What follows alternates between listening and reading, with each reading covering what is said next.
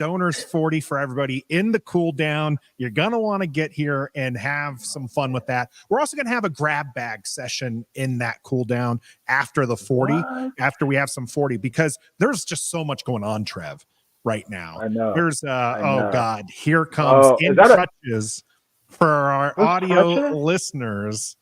We've got Stoner just kind of coming in here. Oh no. We promised him that we were going to try to have an ambulance on hand.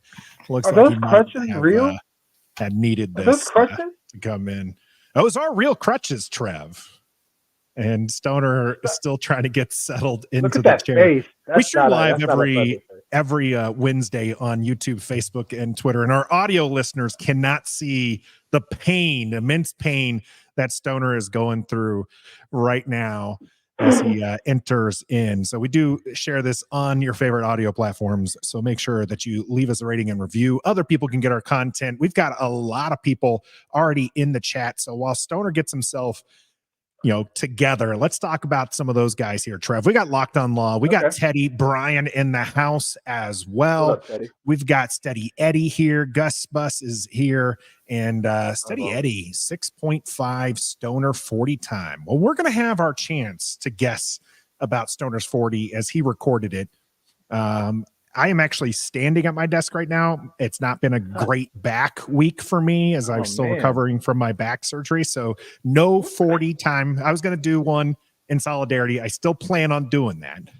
Yeah, me too. It's been raining a lot here in my hometown. So I'm not. Yeah, that's what everyone's been saying. Yesterday was a crazy day. I wasn't even going to attempt to do it yesterday, back or otherwise, because there was like 50-mile-per-hour gusts. People's trampolines were ending up in other people's yards. It was a crazy, crazy time. All right, so Stoner seems collected enough to maybe come here and talk. Stoner, just let us know. We don't need your 40 time. Are you okay, sir? I'm okay. I'm okay. I'll do whatever it takes to make this show great. That's what I like to hear. Excellent. All right. Now we can actually continue on here. So Stoner's 40 in the grab bag section in the cool down for the game. It is lying season. Adam Peters and Dan Quinn making the media rounds, and so are all the other GMs and coaches. And a lot of them have things to say, and a lot of that is stuff we can't trust. So we're going to go over all of that content within the game. I will say this, and I'll say it again in the game. My favorite quote from the entire media presence of every single GM and coach didn't come from Chicago, didn't come from Washington, although there were some good Dan Quinn quotes. My favorite one came from Raheem Morris. If we had better quarterback play, I probably will not be standing here at this podium. Love it. Absolutely. I got one for you. That after a good, you got one? Yeah, a good one. The GM of the Bills, when that was a good one. The trading up for Josh Allen. Yeah, he said when he traded up for Josh Allen, and the way he looked at it was, he says, well, if it's a failure, I won't be here to deal with it anyway. And if it's a success, then nobody's going to care that we traded up for Josh Allen. Yeah, that's a great way to look at it. He might have had a swear word in there, but I'm glad Stoner kept it a little PG here for our Ref the District episode 162. I mentioned Stoner's 40 time is going to be in the cool down. We're definitely going to want your guesses as far as how fast he was able to run that. You can see the crutches. Maybe that's a prop. Maybe that's realistic. That is all going to be in there. Now, you can't bet on it, but there are other things you can bet on, and you're going to want to make sure that you head over to Bet Online and get all of your wagering information and use our code BELIEVE, BLEAV, to get yourself 50% on a welcome bonus. So your first deposit, you can get 50% extra just by using that code BLEAV. Bet on the NBA, bet on some of the NFL action, as there are a lot of things going on in the NFL right now. And all of that can be done right there at Bet Online, where the game starts. Let's start with the little tag and trade here, as this was something kind of came up today with a lot of these GMs talking. And we hear, like I said, it's lying season, gentlemen. We know that there's not necessarily what's being said, a lot of the talk right now from GMs is, oh, we like them, we want them here, and they're going to stay with the team, and coaches talk a lot about that as well.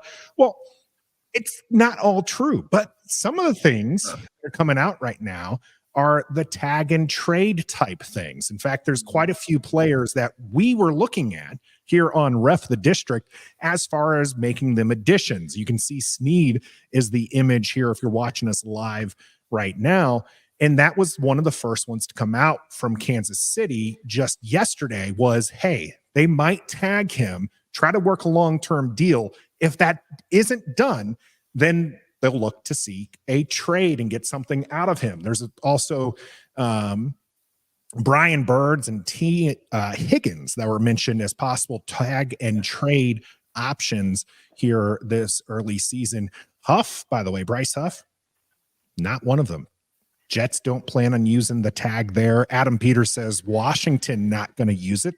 Tag and trade was a popular term for our players last year, but it doesn't seem like that's going to happen this year. How about Sneed? What would you be willing to trade for Sneed? I know, Stoner, you're willing to pay for him, but Trev, now you're going to have to pay for him in two ways: compensation to the team that you're trading to and money on top of it. What would you give up for a player like L'Jarius Sneed, who is Super Bowl caliber, great player? We broke him down, and he seems like a player who would be great here in Washington, but is the cost too much? Now, don't get me wrong. He has Super Bowl rings. He's a great corner, great man, lockdown corner. But I don't want to pay him and then give up draft capital for him this year, because our draft is set up to be great with the picks we have. And I don't want to take a risk on that for L'Jarius Sneed. No knock on him as a player. I think he's great. If he was available free agency straight up, then yes, let's pay the man and go get him. That's cool. But if you got to pay him and then trade something for him, I'm not on board with that personally. I think you can find a cornerback, if not as good, just a little bit, more reasonably in playing style and affordable in pricing, that you can get to play that position rather than tag and trading for L'Jarius Sneed. Now, if it was like Jalen Ramsey or Patrick Surtain maybe, or, any other like the elite corners that you hear about all the time, then yeah, we can talk. But L'Jarius Sneed, he's good, but he's been there for a while. Like the past 2 years, that's when you started hearing about L'Jarius Sneed. So I don't know. Me personally, I'm not on board. No tag and trade for me. I don't know, man. That's a tough one for me, because doing the study on him and watching the film on him, man, I fell in love with everything that he does. Trev, he gave up one touchdown all year, and that was in the Super Bowl. Yeah. That was the 21st game of the year when he finally gave up a touchdown. And, he's top 10 in most statistical categories in terms of coverage. He gave up a 51% completion percentage when thrown at him, 56.2 quarterback rating when they, threw at him. He's a lockdown guy. He's a physical guy. He's the type of guy who likes to get up on the line and play bump and run. I love everything about him, but I don't know. I'm kind of the same. I don't know that I want to give something up for him. The whole reason that I want to look at L'Jarius Sneed because he's a free agent. And if all of a sudden he's not a free agent because he was signed or he was tagged, I'm out of that business. I don't want to get into that business of not only, like somebody already said on here, not only paying him, but also giving up draft capital for him. I'm not in that business right now. Washington's not in that business, I don't think, at this point, to where they can kind of do that. They can give up draft capital for a free agent, basically. So if he's not available, then he's not available. Don't kind of double down on him by giving up draft capital and money. So I'm out on that tag and trade for him. Yeah, it seems like it'd probably be a little too expensive when there's some other options, right? You can get Kendall Fuller. Yeah. Not saying that they're on the same level right now, because Sneed did have an absolute fantastic year in Kansas City. But the value there, if you pay him a lot of money, for what he's worth, that's one thing. But then when you're having to go on top of it and give up something, And Gus Bus has They ain't been about asking, that. you do not have to give up 2 first rounds if they're tagged and you trade with the team. As far as like the last time somebody didn't, I don't have the exact measurement, but what I did see and just a real quick look for it was in 2020, Jaguars, Yannick Nagau, and I butchered the heck out of that name there, was traded to the Minnesota Vikings. Jacksonville got a 2nd round pick in 2021 and a conditional 5th. So you don't have to necessarily give up. And so, yeah, so Gus actually had that. That's great. So even though I was reading it off a different screen, Gus Bus, as always, a great historian and fact checker here for Washington. You don't have to give up necessarily, the farm, but you will have to give up something. A 2nd and a 5th, though, that doesn't really seem that bad when you look at it that way, right? A 2nd and 5th and then pay them. Washington has an extra 2nd. Where I would be concerned with this is Washington 2nds aren't mid-round 2nds. Washington 2nds are high draft picks. And I feel like you can still get some value there where maybe trading. And I love some of these options that people gave, like Greg here. I'm tired of Andy Reid fleecing us.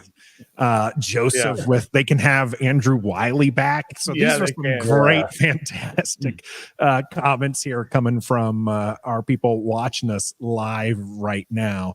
And Sneed's not the only one. It seems like we're all out on Sneed as far as a tag and trade.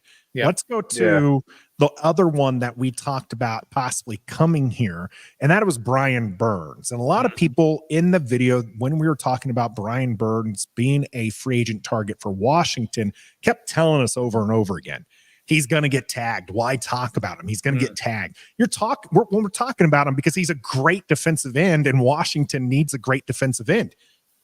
One of the things I've seen, gentlemen, in my research of snap counts is that your edge rushers taken outside, essentially the top 10, don't do all that well with their team.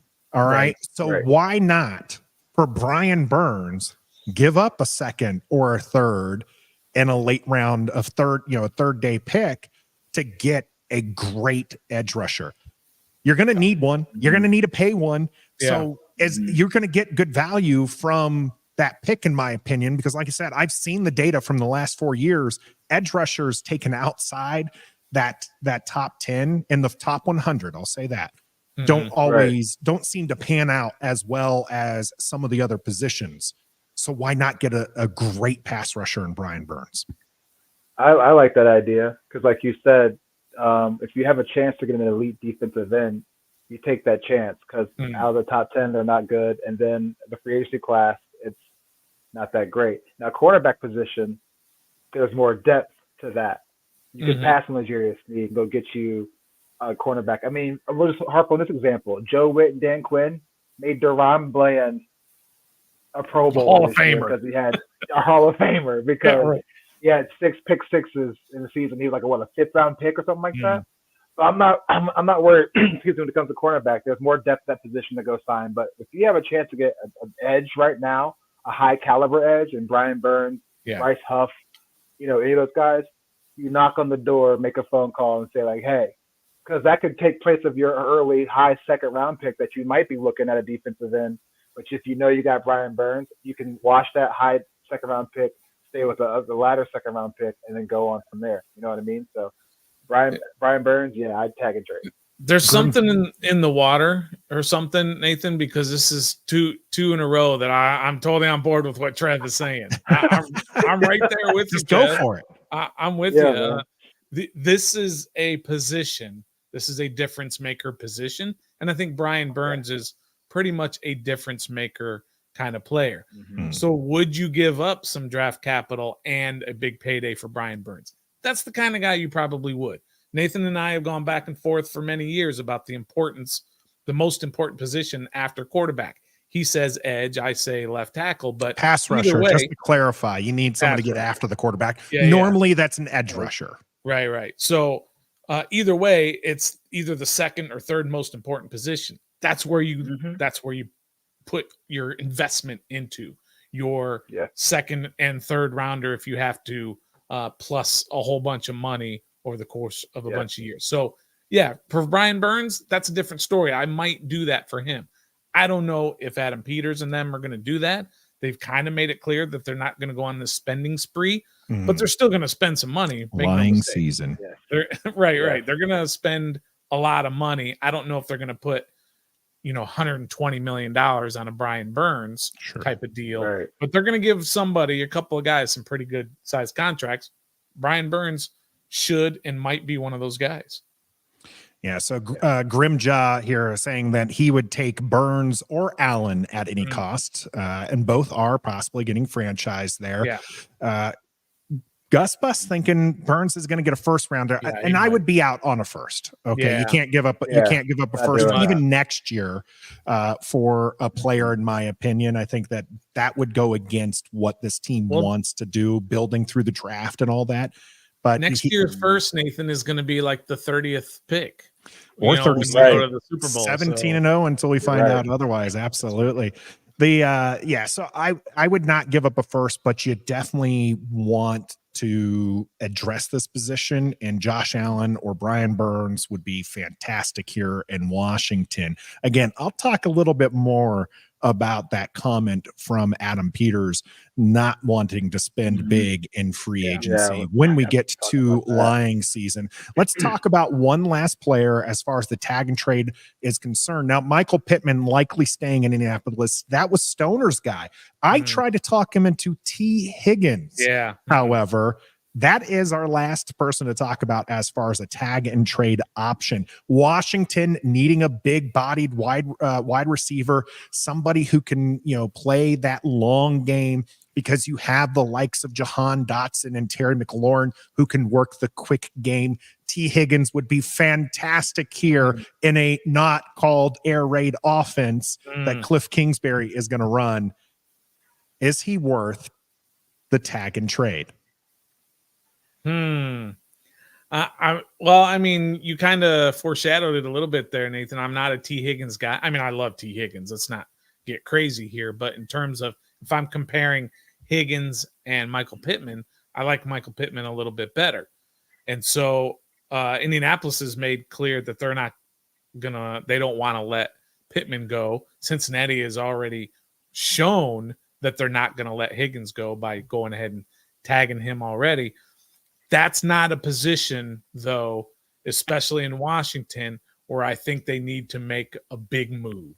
A big move like trading picks and signing the long-term deal for T. Higgins. So I'm totally against that. Sign T. Higgins as a free agent? Okay. But as a give up a couple of draft picks and sign him, I'm not okay with that for T. Higgins and for any wide receiver for that fact. As much as I like Michael Pittman, I'm not doing that for Michael Pittman either. And Gabe Davis is another guy out there, as I started studying him a little bit, that I really, really like. I didn't even realize he was as big as he was. I thought he was he's a big dude. I thought he was a smaller guy. So the market is kind of filled with a lot of these guys. So I don't know that you need to do that. I don't think you're stepping down if you take a Gabe Davis instead of a T. Higgins, or you're not stepping down if you take, or if you sign Pittman instead of a T. Higgins. So no, I'm out on receiver on this team, not receiver in general, receiver on this team, because that's one of their strengths. Call it what we want to hate on Terry McLaurin, right? We want to hate on Jahan Dotson. Who wants to hate on Terry McLaurin? You want to hate on Terry McLaurin? No, I don't. But we went through it the end of the year when people were calling him not a number one. He is a number one. And even Dan Quinn, when he said, when his introductory press conference after he signed here to be the head coach, he said basically he looks at Washington, he says the defensive tackles and the wide receiver room. That's the strength of this team right now. So you don't need to spend a whole lot of capital for a T. Higgins. Yeah. So Gus Bus saying we didn't target Terry and Dotson enough last year. Why add another wide receiver for those catches? Gregory is out on Gabe Davis. Rockman is asking, what about just Mike Williams from the Chargers? And this is, and that is something that somebody had mentioned in there as well. Locked on Law here. If you're going to give up that much for Higgins, because you're going to have to give up quite a bit, I think, to get a T. Higgins here in a tag and trade situation. why not just draft MH Jr.?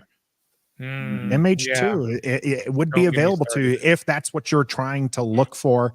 And then we had seen somewhere here, here we go, from Leon here, out on T. Higgins. The draft is deep with wide receivers. We can get a really good wide out in the 4th or 5th round. I do think that there's opportunities. You never know. I don't want another Antonio Gandy Golden on our hands. Yeah, that's fair. Yeah. That's fair. I will say this, as far as drafting a wide receiver in the 4th and 5th round, you are looking at your 3rd wide receiver, right? You're looking at somebody to compete with snaps from De'Ami Brown. All right. Terry McLaurin, and Jahan Dotson are 1 and 2. Brown is right now 3, unless someone like Curtis Samuel gets re-signed or you go after a free agent. So I think that taking a 4th or 5th wide receiver and trying to develop into what we're trying to pick up, which is a tall, big body, possibly deep threat wide receiver, you can get that in the draft. So I am also out as far as it is concerned on a wide receiver. I'm also out on Adam Peters' lying season, and I'll tell you why when we get to the game.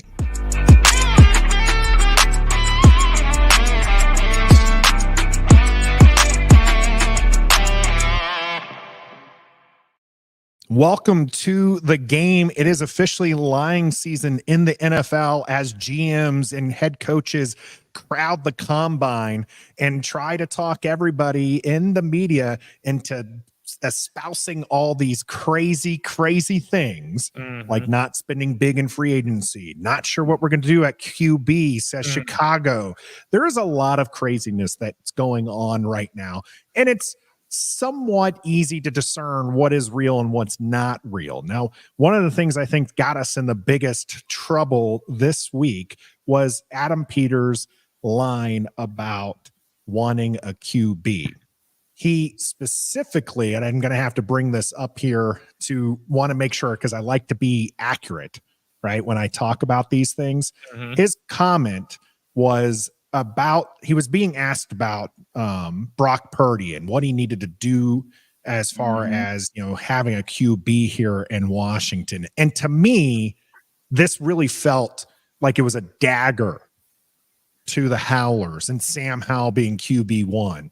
Adam Peters says at the very end of this conversation about Brock Purdy, now I've got to find a new quarterback. A lot of people tried defending that, saying it's not a dagger for Sam Howell and they don't have to go QB and they could do all this other stuff. And it, to me, was crazy, because as much as there's other things that I'm out on Adam Peters' conversations and Dan Quinn's comments and everything, and I'm not out on those two. I still believe these two are going to make wonderful strides here in Washington. I'm just not buying it, is what I'm trying to say. Yeah, this is one I buy. Okay, we had just a few weeks ago, Doug Williams failed to hide the fact that Washington's going to take a QB. Right. They need to stop giving that man the camera and the microphone. He can't do Good Morning America for team reveal. He can't do anything about the draft. Don't just let the man go do what he does. Don't give that man the microphone and the camera anymore. No offense. Yeah. Well, they did, and he definitely walked into the one with the reporters where he pretty much says, QB is what Washington needs to go. Dan Quinn and Adam Peters did spend a lot of time after this comment trying to backtrack and trying to mask a few things and talk.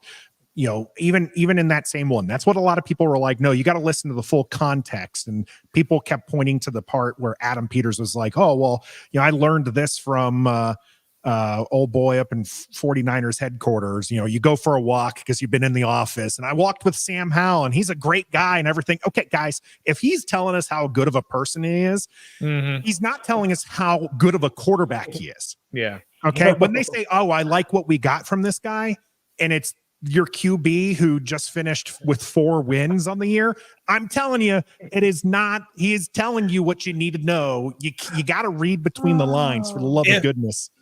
If he had said, or he at least had the chance to say but didn't, is he says, but now I have a quarterback.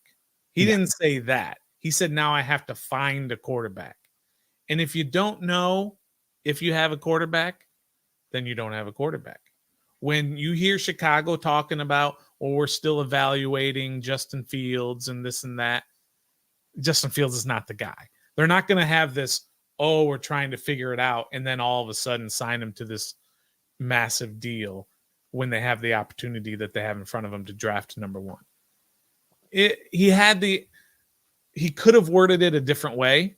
If he knew that Sam Howell was the guy, he would have basically said, but I don't have to worry about that here in Washington, or something to that effect. But he says, I mean, for Pete's sake, the Giants GM came out and said Daniel Jones is our starting quarterback, and they're probably lying about that too, because their rumblings about getting rid of Daniel. So that was the most candid response, I think, of the whole interview by Adam Peters. It was like he was talking to like one of his old pals, something like that, when they asked him a question, because he was just like Brock Purdy, and then he's like, now I got to find a quarterback.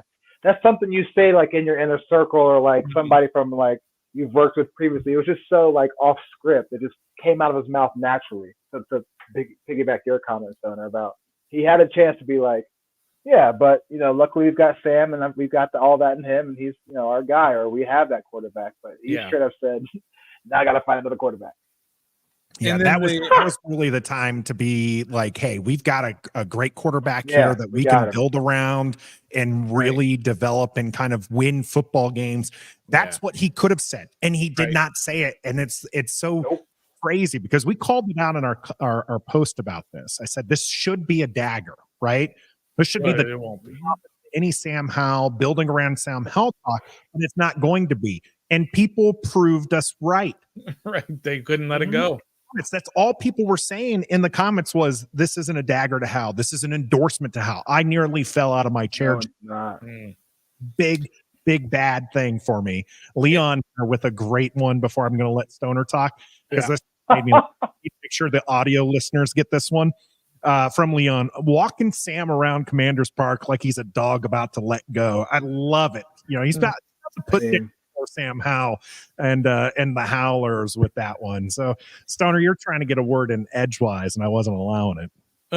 But what he also said at the beginning was, it's kind of on a tangent there with the Brock Purdy thing, is something that was really satisfying to me.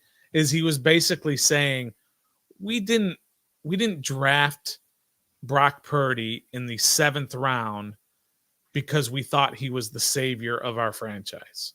Yeah. We drafted him just because we liked what we saw on the tape, but we had no idea he was going to be the type of player that he's turned out to be. And that just kind of just shows you, when it relates to Sam Howell, it's the same thing. Nobody thought that Sam Howell was even going to be as good as he was over the course of 17 games. And there was a block there where we thought he was very good. But when you draft guys in that round, you're throwing darts at the board and hoping that these guys will somehow contribute. Yeah. But he knew it. He knew that Brock Purdy was a dartboard throw. Sure. And had no idea, because it doesn't happen with quarterbacks in the 7th round. Yeah, he said as much, right? He's like, if we knew he was going to be that good, they would have taken him sooner. Right, okay, exactly. He told us. He just straight up was just like, yeah, there was no way we would have waited to take our QB of the future and Brock Purdy as Mr. Irrelevant if they thought he was going to be anything close to what he was. Absolutely. So it is going to be a very interesting thing here. Code Talker, by the way, has 2 things for the panel. We're going to have a little grab bag session. So Code Talker, keep those coming in. If you have questions for us, you want us to answer, please let us know. We'll make sure we get to them at the end here. Right now, we're talking about lying season, and it is the Don't Sleep lying season. You can head over to don'tsleepenergy.com. Use the code DISTRICT. Get yourself 10% off your entire order, whether or not that's energy drinks, energy shots, or some of their fine merchandise. That is all great because it is a local DMV company that you're buying from. Good people, good products over there at Don't Sleep Energy. It makes you great. Let's move on from the Sam Howell comments that Adam Peters liked or said, even though, JG, I did want to get back to this one. This was another comment that a lot of people were saying they're discounting it because to Adam Peters, Sam Howell's a new QB. I think we've answered it quite extensively that he wouldn't have said the things he said if he were supporting Sam Howell. So again, moving on from that one, we got Paulie in the house, Outlaw King here. Sounds like we're going bargain bin shopping for free agency. This is the other one. This is the one I'm out on, gentlemen. Okay. As far as a comment coming from Adam Peters, he says that Washington isn't going to spend big. He's got on Creighton Danny, and he talked about this.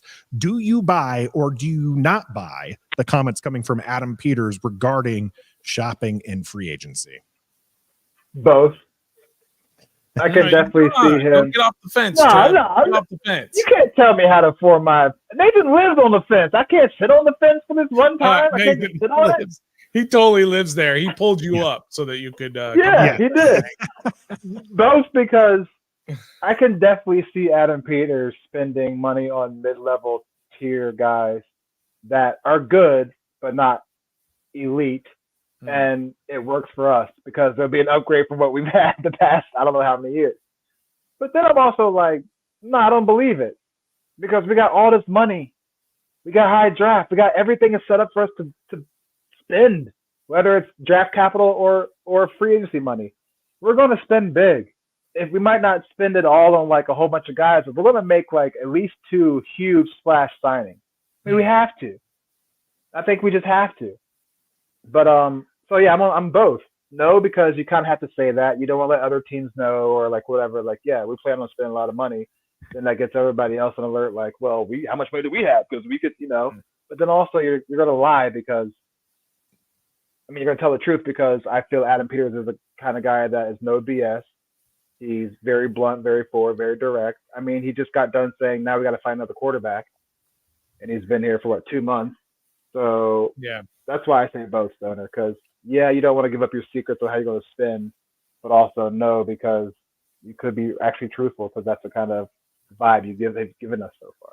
Yeah, I don't think it's going to be like in years past where they're giving out a whole bunch of big old contracts, 3 minutes after free agency starts, right? I don't think it's going to be like that, because it's an overused cliche that we use about Washington now, but you have adults in the building now, right? You have people making decisions not based on, somebody that they watched a highlight film. It's not the 3 of us making these decisions where we're like, T. Higgins, cool, give him a whole bunch of money and bring him here.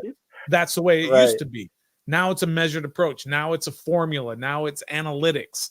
Let's not discount when we talk about all these people in the front office and the roles they're playing. Let's not discount the Eugene Shen role that he's playing in determining how you're going to put this team together. It's not going to be willy-nilly, a bunch of guys on a whiteboard writing down names and saying, hey, let's see if we can get this guy. It's going to be, we're going to spend this much percentage on a defensive end or on a right tackle or whatever it's going to be, and they've got to find somebody who fits that. And it's not going to be, we're going to go out and sign a guy and then put him in there. Okay, now how much money do we have left? It's not going to be like that. It's going to be very analytical, a lot different than what we're used to. And so I don't think they're going to have those big time free agents. But they're also, I don't think they're going to do this whole, let's go get a Nick Gates to be our center, a guy who doesn't play, a bad injury history, and we're going to plug him in as our starting center. I don't think it's going to be bargain basement either. No. It's going to be guys that you're going to maybe haven't heard a lot about, but are guys who analytically fit really well into what they're trying to do. So I think it's going to be a lot different than what we're used to. And we're not going to get the bottom guys, and we're not going to get the top guys. We're going to get a whole bunch of guys in that middle who fill out and make a team a whole lot better. And at least we hope that it's going to make the team better. Yeah. One of the things I absolutely believe from Adam Peters is the fact that he mentioned this roster has holes, right? They have to build something here. Yeah. There's some key positions that they like, but then there's a lot of just missing parts here in Washington. So while they're not bargain bin shopping, okay? And I will have to say that I laughed at all the people who, and this is the time to put trust in our GM and everything when it comes to this, right? Trust the process. But I love how many people have bought into the things as far as don't spend big in free agency and build the team and then place in a quarterback. These are all Ron Rivera things that we heard 4 years ago and we grew tired of during the Ron Rivera era. And now that we've got new staff and staff we believe in, right? We're like, oh yeah, absolutely. You don't have to do this. One of the things I'll say about the spending in free agency is I don't necessarily think that they will go for the top guys, right? And we already mentioned T. Higgins and Michael Pittman are gone. Maybe they don't spend on a Mike Williams, right? But they don't need to because we think think the wide receiver room is deep. Okay, so maybe they don't go after a Brian Burns and maybe they go after a Bryce Huff, who maybe isn't one of the top 2 guys, but maybe is one of those guys who they could potentially use with this team. But it's not going to be the guys who you're looking at like an Andrew Wiley. Like you're like, did you really just sign this guy? Like you're not going to see a Nick Gates who nobody was just like, oh yeah, this is the guy we need here in Washington. All right. So we would love to have a guy like him with his attitude. Oh yeah, but he's got to have a better skill set than what Nick Gates has. If the NFL was like the NHL, where you bring in, you can swap out a line and just have a bruising line just to beat up others. Absolutely, yeah, absolutely. Keep a guy around like Nick Gates because he who was the Ricky Incognito was another one. Yes, you're on mute. Incognito. Yes, Richie, not Ricky. Yeah, Richie Incognito as another one who was just like he was just kind of an average player, but he just liked to pick fights. He was a dirty player, but you need a couple of those guys on the roster who are just going to get in other guys' faces. I think what will be most telling, and this is what I was originally trying to get to with the free agency spending, is if they are signing their own players, that is a big sign of how things are going to change with this regime. Right. Signing a Cam Curl, signing an Antonio Gibson or Curtis Samuel will speak volumes to what they want to do with this team. And I think that's going to go a lot further in actually speaking their actions, right? The actions speaking louder than words. If they do that, if they sign Cam Curl, which Adam Peters says they are not using the franchise tag or the transition tag.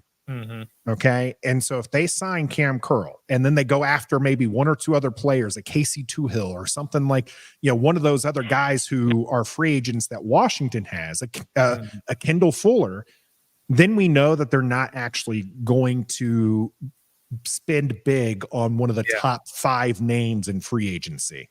Yeah. They're looking to develop the guys that they have on the roster, even if this isn't a roster that they personally built. I don't think analytically some of those guys that you mentioned, and those are good topics to kind of talk about, whether they're going to sign Gibson, Samuel, Samuel, Fuller, Curl. Those are kind of your big 4 free agents from your own team, right? I mean, you have other guys like you mentioned, Toohill and James Smith-Williams, Kalik Hudson. Isn't Diami? Isn't he up? Diami Brown, Jacoby. Diami Brown has one more year. He has one more? Okay. But those guys that you kind of mentioned, I don't get a feeling that guys like that are going to kind of be welcomed back into the fold. No. And that includes Cam Curl, who I love and I will stand on a table for to re-sign him. But Cam Curl to me feels like a guy who's just going to go where he gets the most money. And I don't think that's the kind of guy that this regime wants in place at the start. They don't want guys who are just out there to get the most money. They want guys who out there who are going to buy into what they're trying to do here and building. And so unfortunately, I don't think Cam Curl is going to get re-signed. I don't think really any of these guys. I don't either, bro. Fuller, Curl, Gibson, Cody Barton, Hudson, Casey Toohill, James Smith-Williams, Jacoby. I don't know any of those. No Joey Sly, no Cody Barton, no nothing. No. They've got enough tape to show. Yeah. Oh, let him. If when they release David Mayo and not bring him back 3 weeks later, like we've done, we should start the season off as 1-0 with that move right there. I need a YouTube short of Trev throwing Miracle Whip in the trash.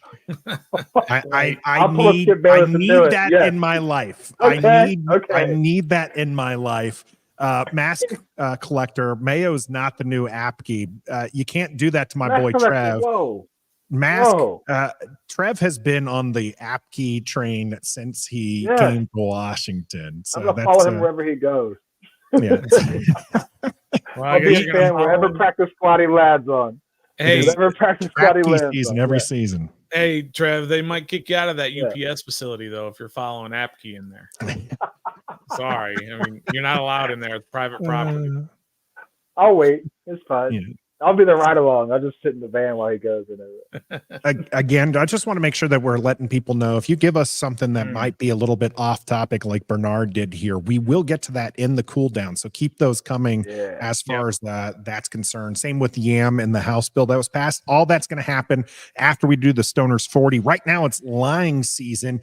And one of the best things to come out of this, I think, was the word association from the Junkies with Dan Quinn. Sure. Locked On Law was hinting at it earlier. And the big one that stuck out to me was the quarterback stuff. Sure. Ricardo here, Dan Quinn says Howell is tough. I believe they'll keep him as a backup, Ricardo says. And that was the word association that Dan Quinn had with it. And one of the things I loved about this, and kudos to the Junkies, because when you do word association and it's rapid fire, right? You're not giving the person time to think. So unless they've rehearsed something, they're going to give you like the bare bones idea of what they have. And tough might not be the right word you want to hear if you're Sam Howell or in Sam Howell's camp. I mean, now the Jaden Daniels camp, they got themselves a little bit of a fire kicker here as he used the term game changer with Jaden Daniels. Lying season, or does that really hint that Jaden Daniels is pretty high up on their board? What did they do for Caleb? What was that word association? DC. What is that all? Well, I mean, I didn't even really understand that one. And Drake May was what? Athletic. Yeah. Right. That's nothing appealing to me. You're right. It was not rehearsed. And it was just a rapid fire, just threw these things out there. Now, he did pause for a second kind of before each one, before he gave it. But, you know, like the first one think was of a word. Terry McLaurin, and it was explosive. And John Allen was, I forgot, it was another really good adjective for John Allen. I'll bring it up dominant, here. I believe it was dominant. You know, and then they get to those guys, and they were like, Caleb Williams, DC, I didn't get, but when he said game changer for Jaden Daniels, that really caught my attention, yo. I mean, he didn't say that about Caleb. He didn't say that about Drake May. He said game changer. And that did spark my interest. And maybe he you know, showed his hand a little bit. Maybe he doesn't have a great poker face when he's talking about, I'm looking for a quarterback, and Jaden Daniels is a game changer. Sounds to me like he's leaning that way. I agree. I think this one might be lying season. Really? As much as I think that the Junkies did a great job with trying to get Dan Quinn off on here.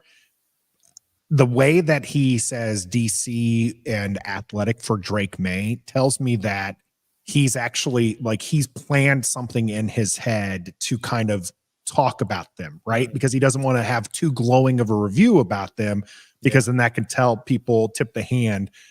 Jaden Daniels, game changer, which, while true, because I do think Jaden Daniels is going to be electric in the NFL as long as he stays healthy. I know everyone's like, oh, he's too slim and all this. I think that's a bunch of malarkey, but that's not a debate for right now.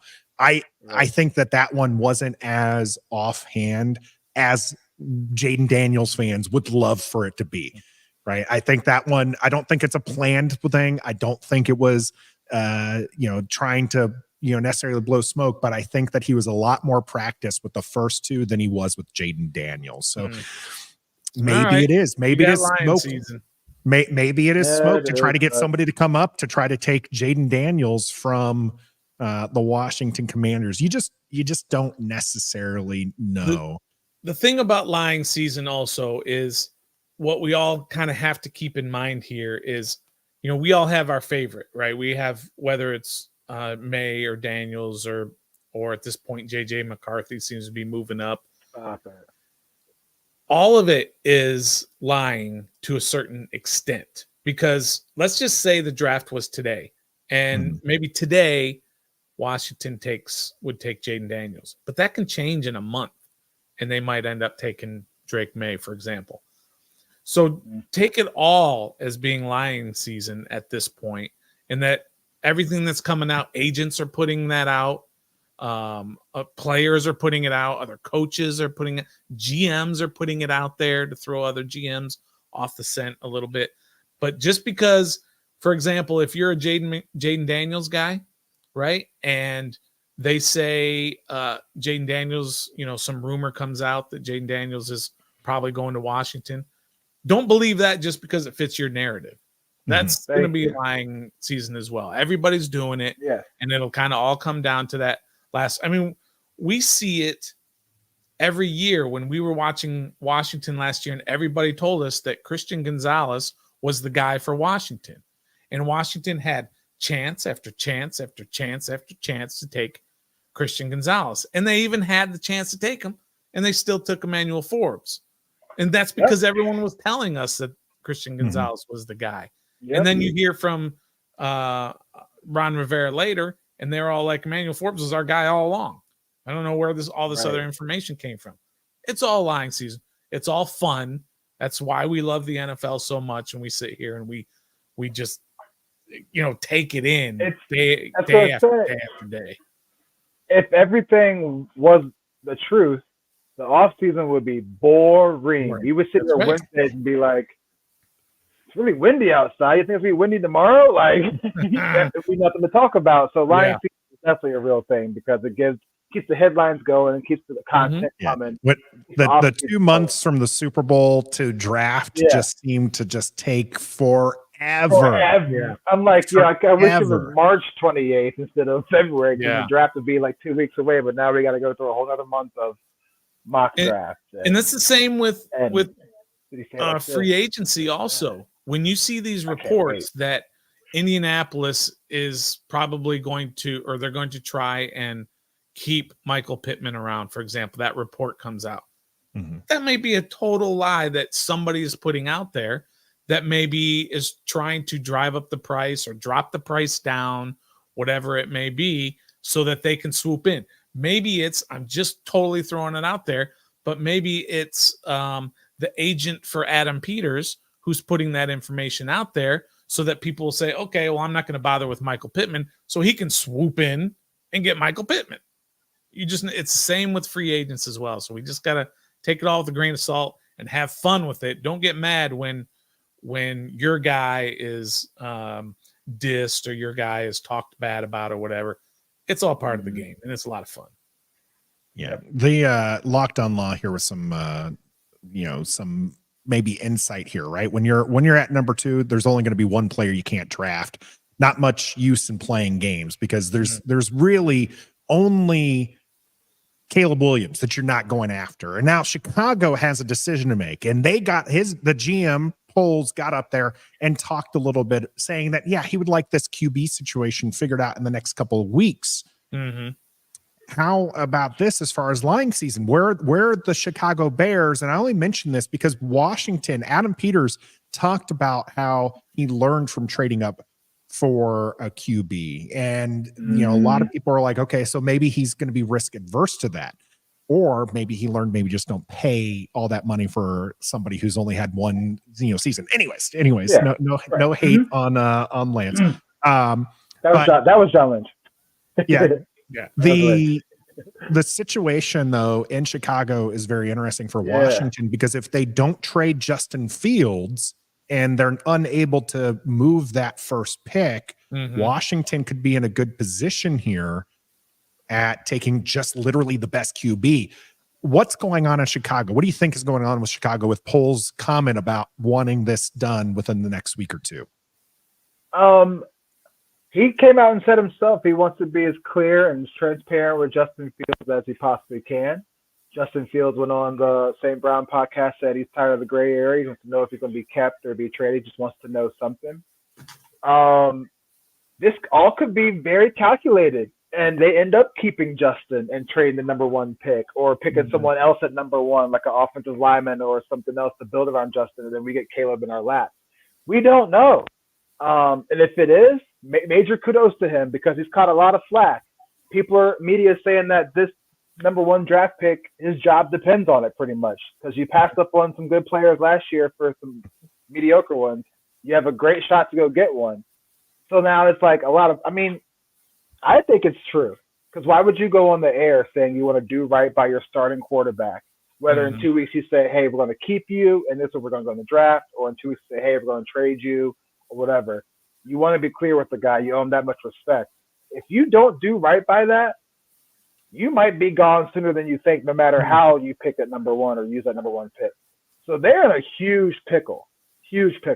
So I think he's being transparent with his response to the combine. Like he wants to get something done the next 2 weeks because the draft is coming. And if you want to trade, you want to draft capital. If you want free agents, you got to have money to. So it's a natural response the next couple of weeks because free agency starts in the next couple of weeks. And I think they want to go into the free agency period knowing if they have their quarterback or they're going to go get their quarterback. Well, that could debate their free agency spending. Yeah. And they could be doing the lying, not to Justin Fields, but to the rest of the world. Oh, right? Yeah.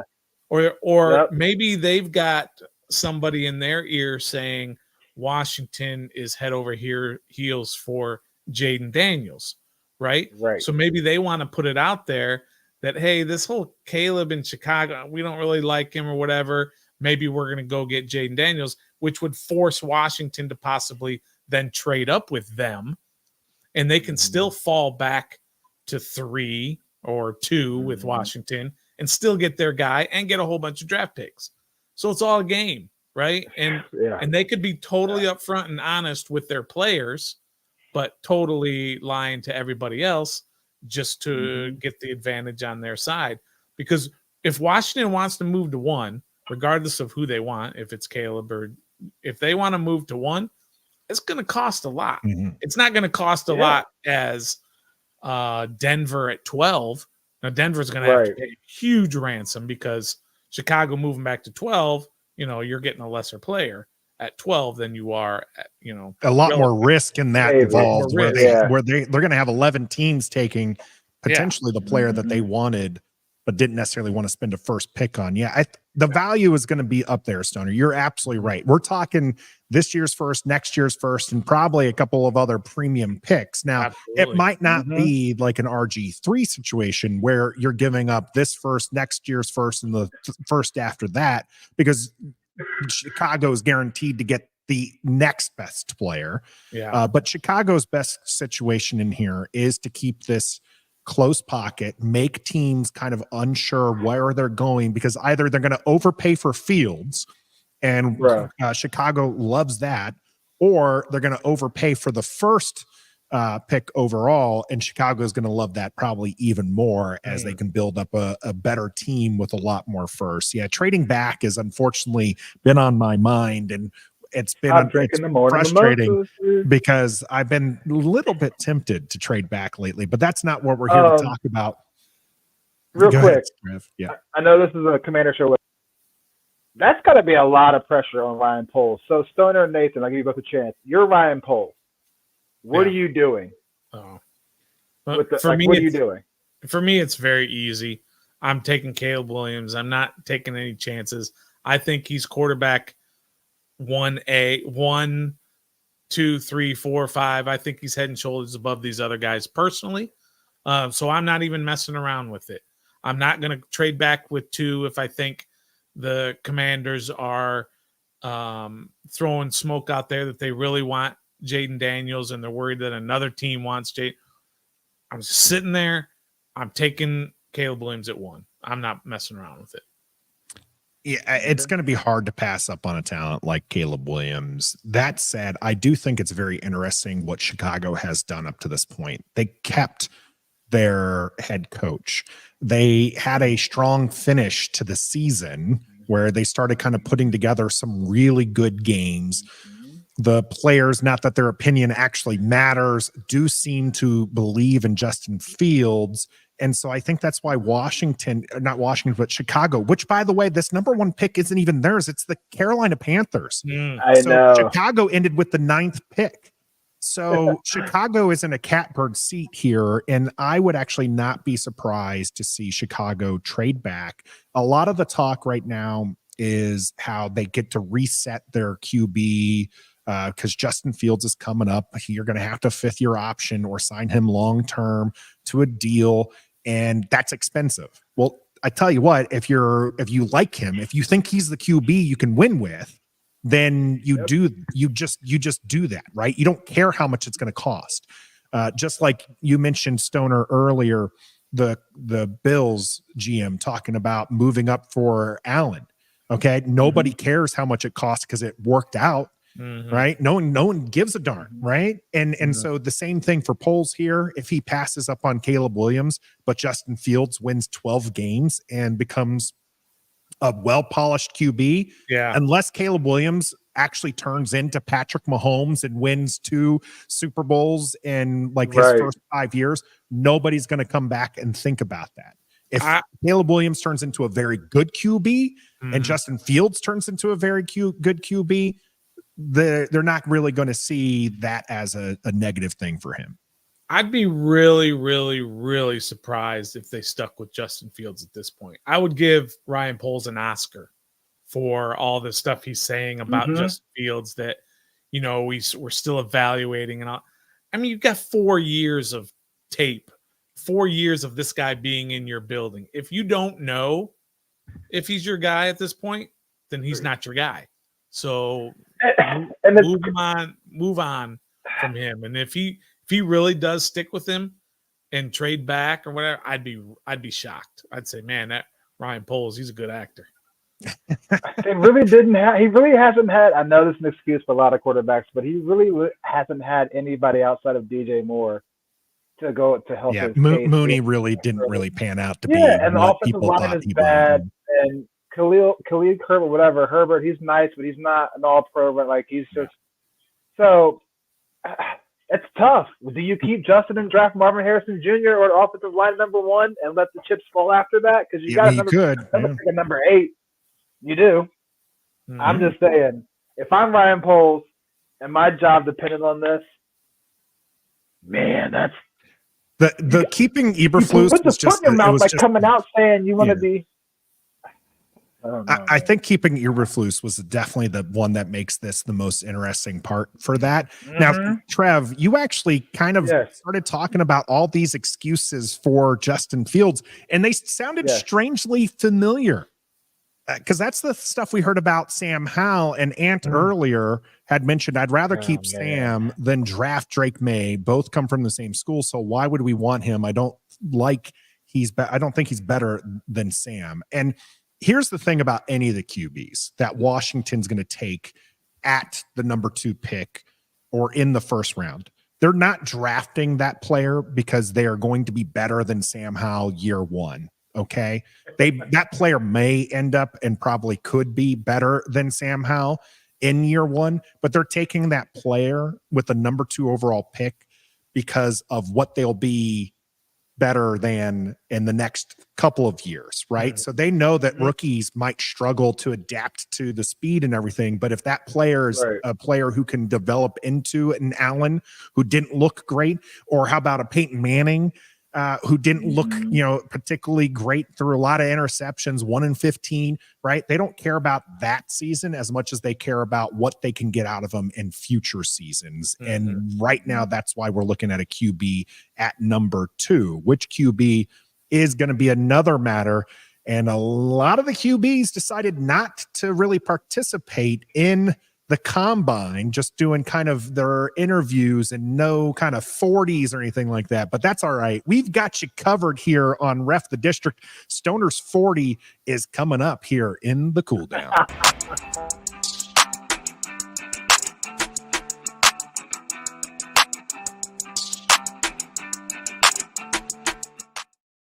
We kind of teased and kind of pushed Stoner into position last week where he needed to run a 40 to kind of prove himself, prove that manhood of his, that he can do this in his 50s, as his birthday will be next week. So he will not be on the show. He'll be celebrating his birthday. So we'll give him a happy birthday right now, Stoner. Happy birthday, Stoner. And you did it. You took this challenge, on, and you've done this. And I really don't know if I can really set this up any better than this picture that we have of you at the combine. Let's go. Running your 40. I went up to Indy. Yeah, let me set it up a little bit. I went up to Indy to do a 40 in Indy on this track or whatever. Now I only had 2 cameras. Okay, this to me is really a 3-camera shoot, but I only had 2. So I had a camera behind me, and you'll see it when we show the video. And then I had a camera like at the finish line, because I wouldn't know how else to get the correct time, because I don't have I didn't have anybody out there with a stopwatch or whatever. So I had to sync up the 2 cameras. And so I had to have one right on the line. So all you're going to see is me from behind, and you're going to see me cross the finish line with my my feet or whatever. So that's what the video is going to show. I'm hyped. All right, so let's go ahead and we're going to switch this over as we have the video here. And so this is Stoner with the 2 different cameras. And my understanding, this is my first time seeing it. Okay. Yep.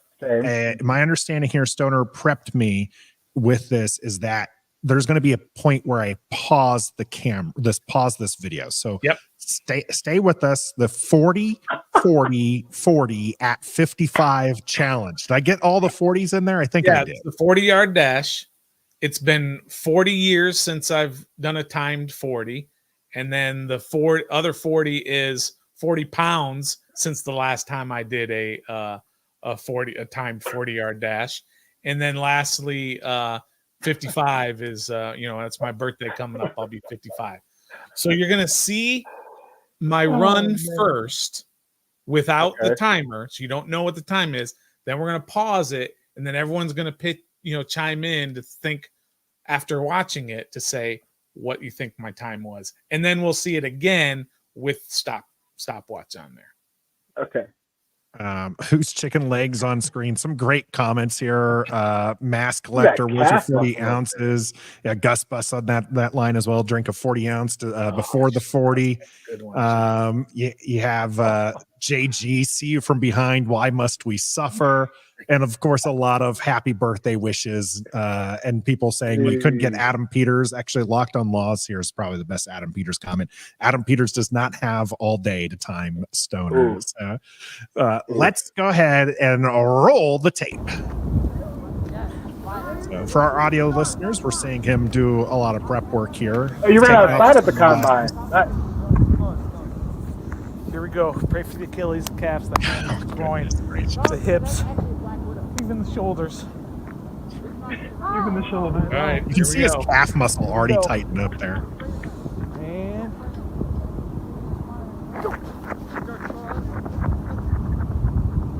All right, a little zoom in.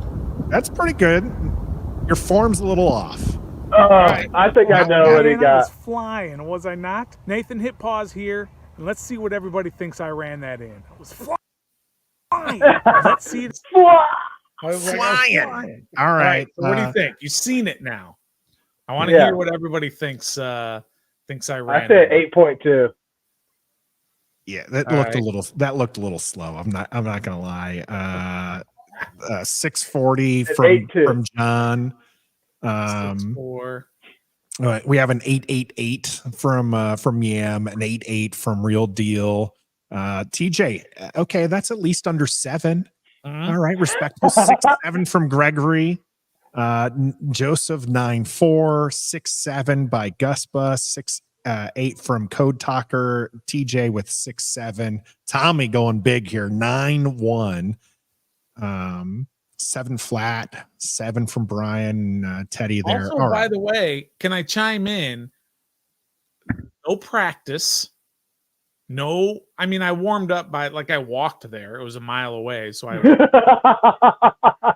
didn't do a couple of one starts or whatever. It was just I'm doing it one time, and I hope the cameras get it because I'm only doing it one time, and that was it. So there was no training leading up to this or whatever. It was just like go out there, put the cameras down, and go. And I prayed for my Achilles, my calves, my hammies, my thighs, my groin muscle, my hips, and even my shoulder. And you know why I was praying for my shoulder? Because we've seen those videos of the high calorie folks on doing those sprints and then falling down and Love on the the high shoulders or calorie. whatever. I know, right? He's so respectful with that. Yeah, that's a great Trying way to be to put respectful. it. Yeah. All right. So, Trev, what was your guess last week? You thought it was I He had think it was 7-9 I thought it was like- last. and I had 8-2. now. Yep, and Nathan had 8-2. Now Trev's at 8-2. I can already tell you, Stoner, if Mhm. I worked with you, I can shave off at least a second. Just working on your form. You had some you had some Yeah, you Air did. Force I'm running a mile and a half form and not sprinting 40 yards form. Yeah. I mean, listen, also, I was scared. The biggest thing I was scared of is I was scared of popping my Achilles right at the start. I mean, I was came in just on crutches, really though. scared about that part. I will say when you're lining up and your calf tightened. Yeah, I was like, oh no. I was like, oh no, It's that's over. not good. Yeah, You that's not cannot good. that would have been bad. I would have to say that you were north of 7 seconds. I think a lot of people are very impressed with what you did. Like Dominic here, not bad at all. Very Hey, impressive. 55 years Gregory, old, yo. definitely better than I thought. I mean, this is, you're All right, right. man. I 50, like that. 55 next week. No warm-ups, nothing. Trev, what you got here? Not gonna lie, I thought he was gonna do the warm up and get in position and just I'm not running the 40. I thought you were gonna do that, like prank us, get Have a ready, little and say, fun. like I'm not running the 40. Yeah, I'm not. I should have done that. That was- Somebody suggested it. I'd have done that. I would my 40 that I will record is absolutely just going to be an entire joke. Okay, the whole thing is just going to be a joke after a joke because it will happen when my back will cooperate with me. There you go. Big E Stoner is an athlete. I have played sports with him. He is surprisingly good at sports. Don't let his I tell you, all those times I You tell got a cool you, jump shot, don't you? he does. All those times he's I told money you, from three. I can see it. I got a cannon for an arm. I could get out there, and I always let's say not things give like, away that. I could get out there and throw 5 innings in a major He league can game fling or a whatever. frisbee. 5 innings Yeah, in the major league game. Yeah. Hey, but for real, you know what they called me when I played hoops is they called me JJ for JJ Reddick because I come off Oh, them my screens, man. I just drain Trev, them, he's man. not lying. I could kill. Now, granted, Reddick. in his older age, he was a cherry picking mother trucker because Oh, he, yeah. he would not go down and play defense. He would just Yeah. hope that his team gets the ball and then just toss it out to him because he can nail a 3-point shot from the corner. This is a true story. This is a true. Hey, as long as we're talking about my athletic career, right?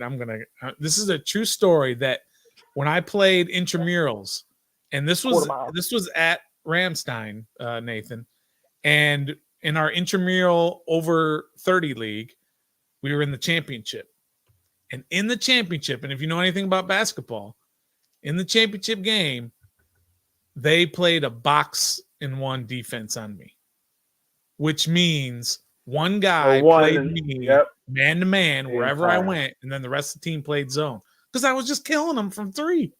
And when you play in those intramurals, nobody really plays much defense. They don't really care, right? But I just kept killing them and killing them. They said, "All right, that's it. You go guard him, and then we'll just play zone the rest of us. They ran a box of one in the intramurals. I know, right? That's what they were doing. Teddy, Ramstein Air Base in Germany. Stoner and I, that's where we met. Was that when I was there with you, Stoner? Yeah, that was probably was that post or pre? Yeah, that was probably about the same time. Yeah, when I was playing intramurals was 2008, 9. Yeah, we used to play the lunch pickup leagues, and he was the first one people would pick. I'm 6'3", 6'4". I've got a wingspan of a guy who's like 7 foot. Okay, it's like 85 inches from fingertip to fingertip, and I was one of the last people being picked because I was no good outside of fouling and swatting at balls. That's all you picked me up, rebounding and blocking shots. Stoner was money from 3. I don't think he's money here on the 40. I'm gonna go with 8.5 as my final answer. All right. So let's see it with the timer. Let's watch the tape and see what he has to say. Again, but this time with the stopwatch showing.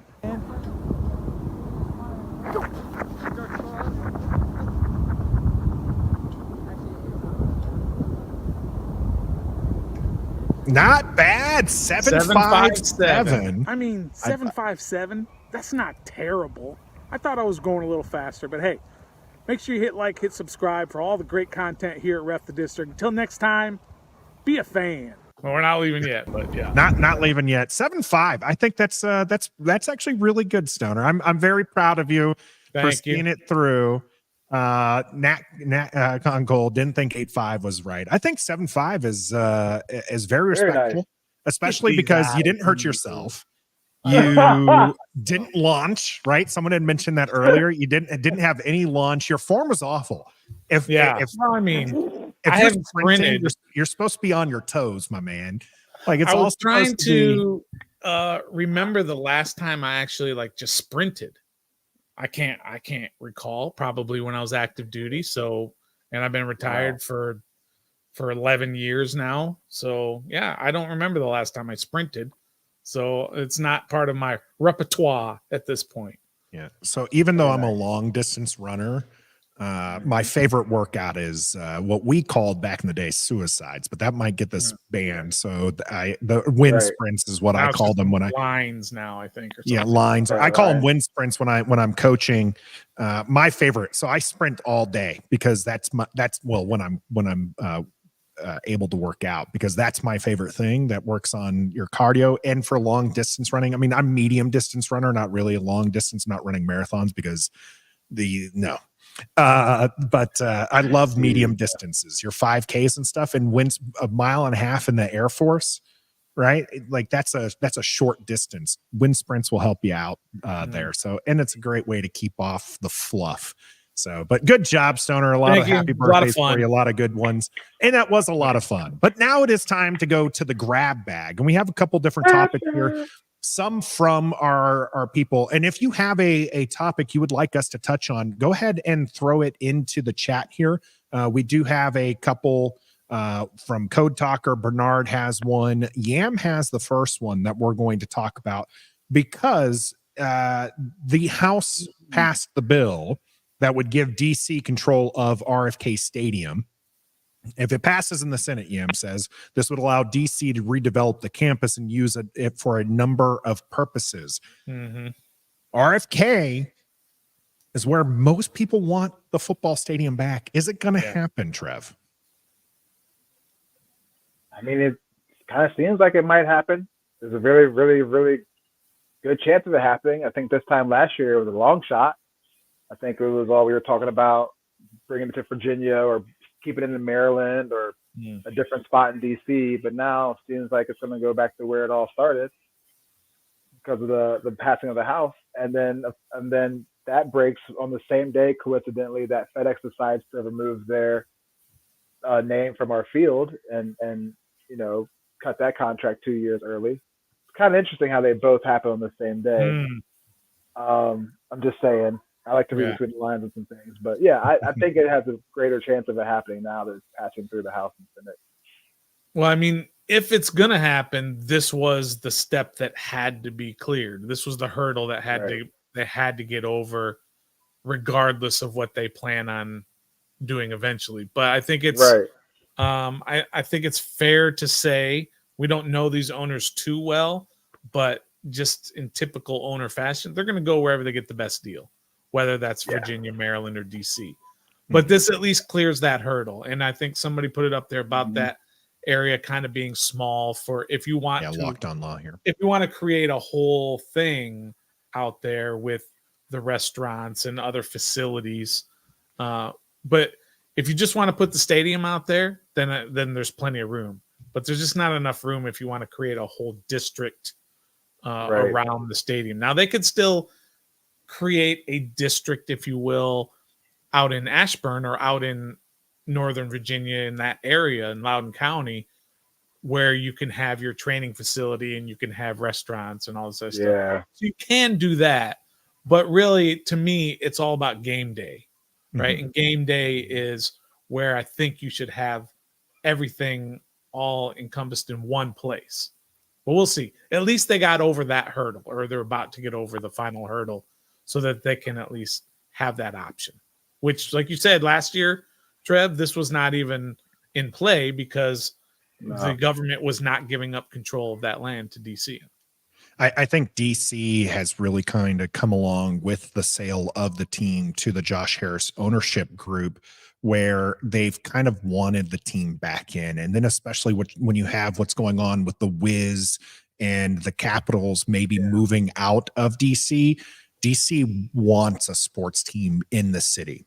And they do want to develop it in a way that will bring more revenue and more people into the city. So I think that's going to be a big part of what they're trying to work with in making sure that the Commanders or Washington, whatever they're going to be called, because I hate to bring up a name thing because it's going to be Commanders for a while, but a new stadium might bring a new name. But the idea of RFK or that area, I do think the size thing is overblown. I do think that they're going to be able to fit some things in there. What they're going to be missing from that, which I do think will upset some people, especially those coming from a distance to come, is the tailgating experience will be different. Instead of having loads of free space, which we have right now at the current location, where it's parking lot after parking lot and people setting up barbecues and all that, there's going to be very limited parking lot space, I think, at the new stadium if it's in that RFK site. Because I think they're going to build it up into be an area where you can take the metro and then your tailgate experience is going to bars and going and doing these things. They'll have some places set up for people to tailgate, but those I think will be coming at a premium. I think that's probably what that site would look at. There's other locations, but I think it's exciting to have, and the team wants this, make no doubt about it. You touched on this one, Stoner. Having Virginia, DC, and Maryland fighting for you for a new stadium is exactly what the franchise wants, because that's what's going to maximize their funds. Now I just hope that the team makes the right decision when it comes to that, to not just build up a stadium, but build an area where actual revenue can go back to it. Because if we're putting taxpayer money to it, because I am definitely not a fan of putting taxpayer money to a billionaire's project. Okay. The entire ownership group has is like worth $100 billion. They can pay for their own stadium. But incentivize them, I understand that taxpayers have to take some of that because they're billionaires for a reason, right? They didn't become a billionaire because they had to pay things themselves. They became a billionaire because other people paid for things. And so if taxpayers are going to pay for it, then build it up. And that's one of the things that I feel bad about for the current site in Landover is they never did that. That money, that they never actually put money into the area to actually improve the Landover area, and that's a disappointment. So wherever it ends up, I hope that money actually gets put into the community and gives people jobs and establishes a place that is better for the area that paid money. And exactly how much tax do you pay in that area? Who, me personally? Yeah. Oh, I pay zero tax in all three of these areas, but that's so I don't care personally. I mean, I get the concept of not wanting billionaires to make everybody else pay for their toys, if you will, on their way of making more money. But I mean, personally, it's not my money, so I don't care how that sort of turns out. That's not against the people who have to pay. Yeah. I'm just saying it's not me. So, it's easy to spend other people's money. Absolutely. And Gus is saying that as well. You like to say that, Nathan, but if your region has an NFL team financing the stadium, regardless of ownership, wealth comes with the territory. Yeah, I get that. And I would like to see us move away from that, but it's probably never, because they have all the power, right? Mm-hmm. They can just move to a place that does pay them. And so I think it's unfortunate, but I mean, I like my Oklahoma City Thunder. I want them to stay here. I want them to build a new stadium to keep the team here and everything like that. And it's just unfortunate that it is one of those things that you have to pay the money for. Now, part of the reason why we're paying the money for it is because it's a lot that goes into it. And one of the things that's supposed to help with the funding is also a sponsorship. Chris asking about a new stadium sponsor, because Trev, you alluded to this earlier. FedEx Field is out. There is no more FedEx Field. FedEx used the option that they had for when Harris bought the team. It allowed FedEx to pull out of a deal that they signed all the way back in 2003. Someone might correct me if I'm wrong there. So that's a business decision by FedEx. It has nothing to do with the new ownership group. It is merely FedEx probably isn't getting the money return that they would like to have seen. So what do you think we should be calling the new stadium, or not the new stadium, the current stadium at Landover, because it is no longer FedEx Field? The command center. But that could be a cool nickname. Oh, like what sponsor? Like FedEx? Okay, let's see. I don't know. I mean, Pacers running place. Pacers right. Place. I don't know. Don't sleep. Don't sleep stadium, don't sleep field, something like that.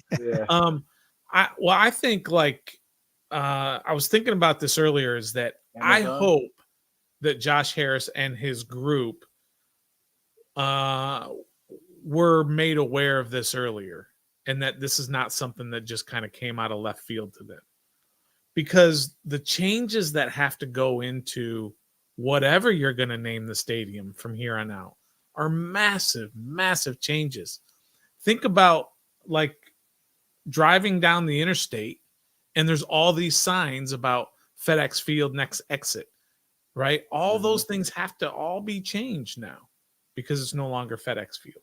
So I hope, because the season, it's not like they have 2 years to do this.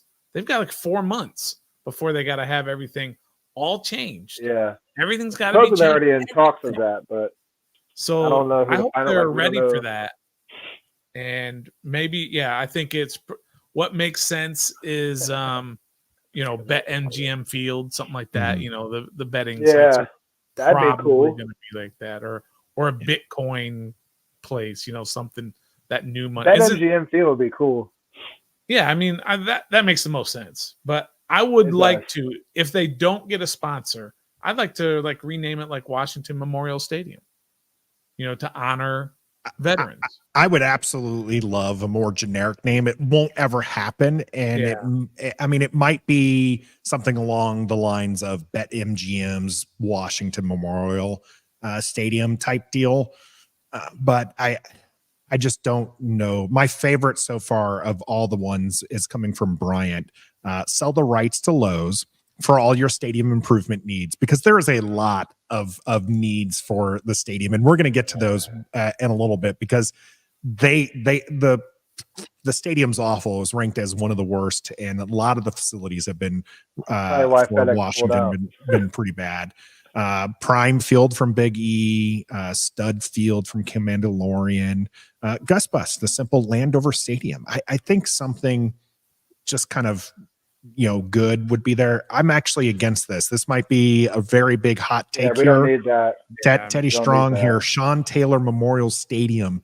I would be Nah, very dog. much against that. I would Nah, dog. not want that. No. Yeah, no need to tie it to one person. No. But yeah, I think something generic. I mean, if you just made it like, Commander's Field or something like that would be fine until you get to a new stadium. But I think they will sell the rights to somebody. I mean, that's just how it goes nowadays. And I think Yam mentioned something about about gambling addiction and how they don't want sort of gambling sites to be associated with it, which makes sense a little bit. But I mean, there are stadiums that are named after like alcohol, right? I don't know if they're like Miller Field in Milwaukee or Busch something. Light. Yeah, there's a lot of those have gone away, but yeah. Baseball for sure. Yeah, I think it's fine if it's certain vices that are not good for people. Well, sorry, but money talks. So whatever it is, I think BetMGM makes a lot of sense. I think when it comes to that, I would like to see kind of similar to the former owner, so I don't have to put $1 in. He would put a lot of money into Native American businesses and organizations and developing those communities because he wanted to keep the name Redskins. It was kind of along the lines. And to me, I said this when the name was being changed. I said, that's the thing that I would want to see continue. But as soon as there was no need, and again, this is what billionaires do. They don't give money away for free, right? As soon as they moved away from the Redskins name, so did that money. And when you're talking about the beer or the alcohol or the betting ones, I'd like to see some of that money that's being made being put to to help those who do have an addiction, do have it. I'd gotten away, and I apologize from the bet responsibly message there, but I understand addiction is something that's very hard for people to live with. And so, that is one of our sponsors because of the Believe Network, Bet Online is. And so, it is something that we're contractually obligated to read it. And so I do want to make sure everybody knows we do, want you to bet responsible like that. And I would like to see if they go that route, which betting now the NFL is a huge deal. So it's probably going to be something like that, or Fanatics. So, I do hope that they do put some money into taking care of the people who have an addiction, if that's the way that they go. One of the things that they did put some money to was stadium improvements. Maybe enticing enough for me to get back there and take the trip from Oklahoma, especially to see some things that impact me directly as a veteran. The USO area is going to get revamped. What were your biggest, kind of things that you saw in the improvements that you were excited for? Me personally, I'm excited for the USO tent for you guys. I've experienced it with you guys. We went to some games, and you guys are military guys, so that's cool. Everything else, I can't afford that. I'm glad it's happening. That's cool. I'm glad it's happening. It's cool. Probably deserved to happen, but me personally, I can't. I'm not. That's not in my reality. So I'm happy about the USO because I've experienced that, and it was cool, but it just wasn't. It didn't feel very USO. It was just a tent with a couple of DJs, and you're sitting at cafeteria tables eating some Mission barbecue. And it just wasn't very USO oriented. So I'm glad that they're actually upgrading that, So and they're doing some structural repairs to the stadium, so we hopefully don't have to worry about the railings falling apart and poop coming out and things like that. I mean, they're just $75 million seems like a lot of money, but when you really get down to it, it's probably not a whole lot in terms of what they're going to be able to do. And I think they're using a lot of that money over in Ashburn too at the training facility. It's not just FedEx. Oh, we got to start putting $1 every time we call it FedEx at we do. Landover Field or Commander's Field. So it's not just there, but stuff that they're doing there, it's probably just kind of repairs for now. And then we'll, once the new stadium is announced or whatever, they're going to have to keep putting a little bit of money in it just to patchwork it until end of life, which is, 5 years. Yeah, we're in that stadium for a while, so we're probably not going to. This isn't going to be the last time we hear that they're putting 75 million into stadium repairs, because they got to keep it alive and hopefully, build into a place where we're happy to be at. Yes, Trev. Unfortunately, a lot of the money, and I've seen this complaint, and Tailgate Ted has this complaint a lot too, is all the money is going to that club level, and you're not really seeing things for the people who are in the upper seats or even the lower bowl. And that's unfortunate, because that's obviously the larger part. Now, the reason you see that, in case you didn't know, the reason why you see that is because the franchise gets to keep all the money from the club level. So that's why they put money into it, is because they want people to buy those seats, because that money goes directly to them. Lower bowl and upper bowl is part of the franchise sharing revenue, and those are the ones that they have to report and everything like that. So the team is not incentivized to really put money towards those aspects, especially as the team struggles to fill in the stadium. But I would like to see some things go to other, aspects of it. But I mean, a little bit at a time. Again, this is only in the interim that we're talking about a new stadium that's going to be fantastic, and we're going to be falling in love with it. And hopefully we'll see some things moving in that way. Stoner, you mentioned they've got to put some money into Ashburn, and that's right, because Jared mentions that we got to get real in the team facilities and get out of this bottom of the league rankings. The NFLPA rankings were released, and Washington once again ranks dead last. Treatment of families, F-. F-? Come on here. Food cafeteria, D+. Nutritionist dietitian, B-. Locker room, F-, which apparently they had sewage leaks in the locker room. Strength training staff, an A. Weight room, C. Training room, F-, training staff, F. Team travel, F. Head coach, C. And ownership, B. Mind you, this was given to players, I think, in October to put together. So some of this ownership, only a B, like they're trying to get the feel for there. A C for the head coach is pretty telling that they definitely gave up. They weren't buying into the Ron Rivera philosophy anymore. But some of this other stuff, like we're trying to get some money to it. And it's unfortunate that Washington continues to fail here. What can they do to kind of improve, especially on the F- for families? Man, they got a long way to go. Yeah, they do. Just look how they handled the Sean Taylor thing with his family. Like, there you go. The locker room situation. John Kine kind of went into a little bit of detail on his Twitter today, too. Some players said it's a whole bunch of different things, but mainly the facility. I mean, if you just pay attention to, like, the post-game interviews, if you just look around, like, the locker room scene and stuff, and the outside the interview, which I do, it looks like a high school, college locker room. You go to all these SoFi stadiums and Allegiant stadiums in Vegas, it's like some of the college locker rooms are better than the Commanders' locker rooms. They got nice seats, there's space, there's TVs, not a 20-inch TV in the corner that you have to watch, So I guess you just start with, you take a survey, like, with the personnel, the staff, and the players of what they can do to improve the locker room. I mean, I'm sure the ownership has a great idea because they just came from that in the 76ers and the 49ers.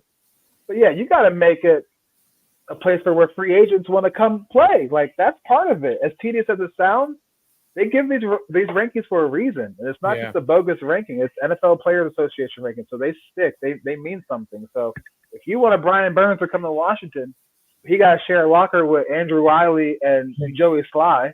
He might be turned off by that because it's not comfortable. It's not professional. So you got to talk to the players and the coaching staff to see first, I think. Yeah, I mean, look, the former owner completely neglected this entire franchise for a long time, and especially really in the last probably 10 years when everything kind of went south for him. And the new ownership can't fix everything overnight. They've got a lot of things that they can do, but there's a lot of things you just can't do it overnight. I mean, remember going to training camp in not the one in Richmond, but the first year that it was back in Ashburn, right? Yeah.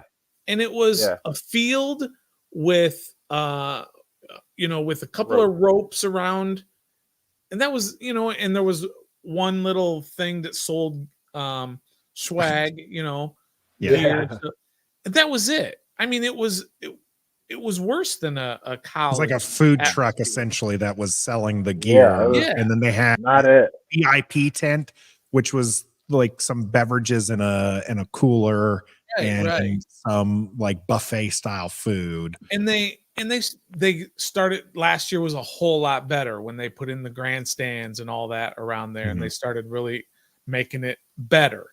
And that was, you have to give credit to the previous owner on that. He did all of that. But it was just so neglected for so long that he can't just fix it overnight. He can fix certain things, though, overnight.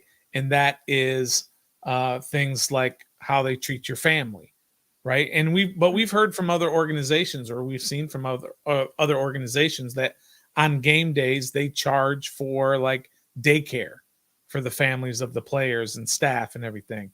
And, that's this kind of thing that you really shouldn't make them pay for if they're there working for your team that day.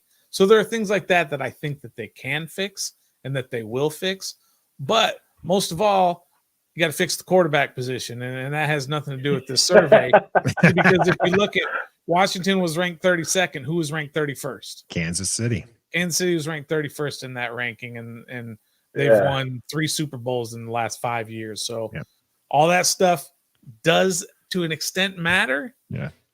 But once you have the quarterback, it's easier to ignore when you win. You can gloss over. And we've said this before about the previous owner.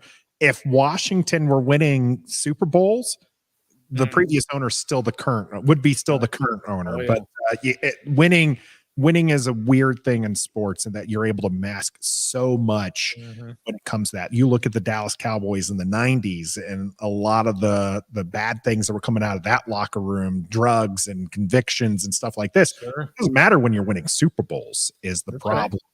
And it is interesting. And I, as far as the daycare thing, I can understand why they would want to ask for them to pay. I mean, these people are making hundreds of thousands, if not millions of dollars. But maybe prorate it, right? Like your rookie 7th round pick shouldn't be paying the same as your person who's making the most on the thing. In the military, we do that in our child development centers where it's based off of your pay. So maybe that would work. Chris brings up something I had seen here. Rick Snyder did actually say that the food was actually good. He didn't understand why.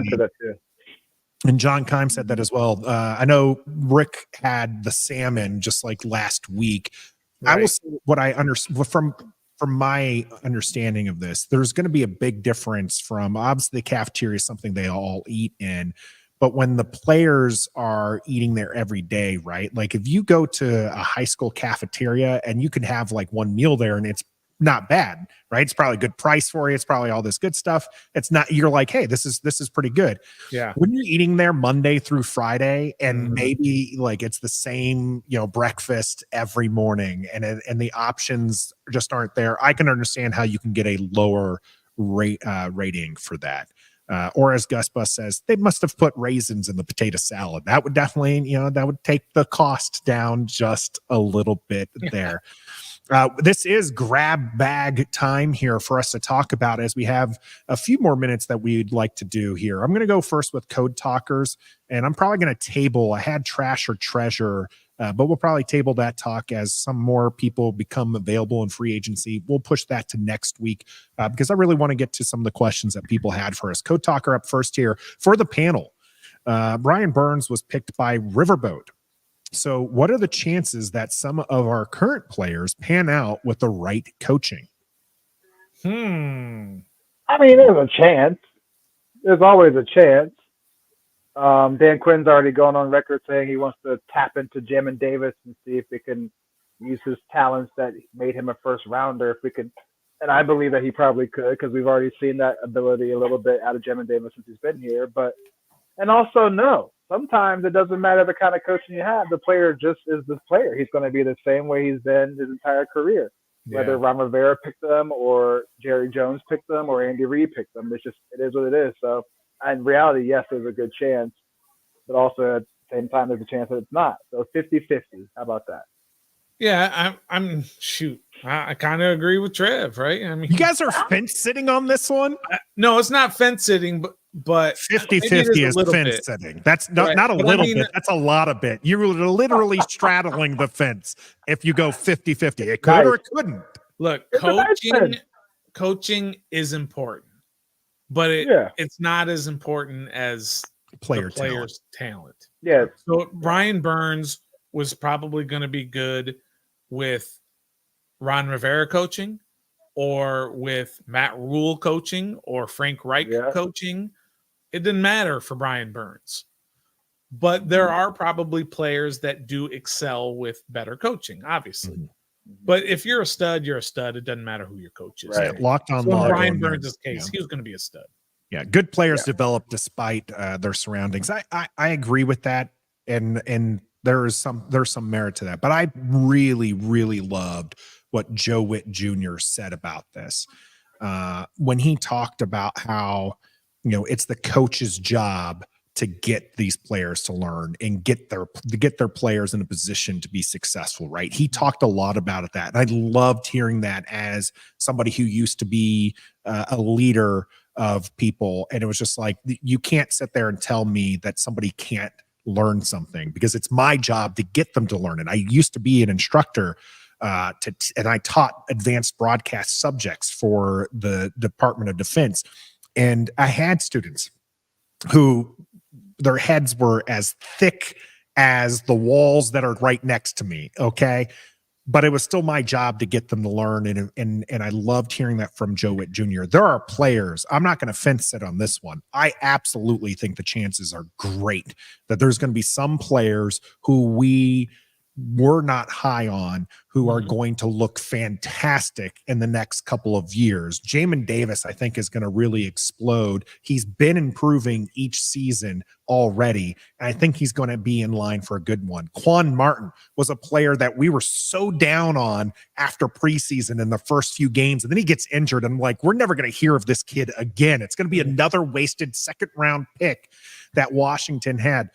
He looked really good, and he showed some explosiveness. I think he's going to be someone who's going to be very successful under this new defense. I think Jahan Dotson's going to be bounced back after a down season under Eric Bieniemy, right? So this is a player who we saw promise in his rookie season. He had a sophomore slump, but I think that he's somebody who's going to be explosive. There are a lot of players on this team who have the potential. Even Emmanuel Forbes, under the right guidance and the right system, can be very good. Okay. And so, yes, if they're a player, so what I will say about this is the older the player is, the less likely we're going to see a change in dynamic. But players who are in their first year or second year, you're going to see, I think, a good chance that they actually really take on and show the reason why they were taken early. There might be some misses in here, okay? Maybe Daniels on the offensive line never comes to fruition as a talent for Washington. Maybe Ricky Stromberg was never worth a top 100 pick. But there are going to be players that we're going to be really, really high on after the next couple of years. Moving away from that discussion, great conversations in the chat about this. I do want to get to all of these, so I might not get to all of them. Let's go to Bernard, all the comments on these. But Bernard had one earlier, a little off topic. What are your opinions on what Merrill Hodge said about the top three QBs on the Junkies? Trev is already raising his hands. Everybody has their own opinion of who they think is their best quarterback. Yeah. Everybody is. And I personally don't pay attention to former players who didn't play or coach the quarterback position when they talk about quarterback. I'm not discrediting their knowledge. I'm not. And they probably study more than I do. But Merrill Hodge is a running back. He hasn't been talking about this stuff on ESPN for a few years now. He has his own thing. He has his own opinion about quarterbacks. That's great. But he didn't play the position. He wasn't in the quarterback room. He's just been doing what all these retired players are doing now, what we can do. Watch tape for hours to analyze it. So it's cool that he has his opinion, but everybody has their own opinion when it comes to the quarterback position. And I'd rather listen to draft analysis people like Tom McShay, Mel Kiper, who've been doing it since I was born, or other former quarterbacks who have been successful in the NFL or have had some success in the NFL. So all these other guys like a Merrill Hodge and another running back here or a defensive lineman here, I'm talking about quarterbacks, I don't take too much stock in it because they're just, you know what I mean? Everyone's going to have an opinion. Teddy here was actually asking, and I think this is a great question for our P1 here in the house here.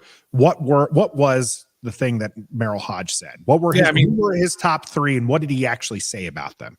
Jaden Daniels was his guy of the top three, that includes Caleb Williams. He just thought that Caleb Williams was too much off script, and he said basically his whole point was everything happens in the NFL right there in a congested pocket, right? Whereas in college, it's not like that as much. You can run around and you can do guys are open all the time. So he liked Jaden Daniels the best. He thought Drake May was a little too stiff and had a long throwing motion, and he would not have Drake May. So I mean that's kind of what his deal was, but Trev is right also in that maybe it's just because we're looking for a quarterback and we're in the top three this year, but the quarterback talk on those three is overwhelming with how many people have these opinions on these top three quarterbacks. There isn't a consensus of who the best guys are. 1, 2, 3. Now, most people have Caleb 1, but after that, everybody's all over the place. But I really liked what Kurt Warner said. And Trev, you said you listen to guys who have played the position and who really know what they're talking about. Obviously, Kurt Warner is a Hall of Fame quarterback.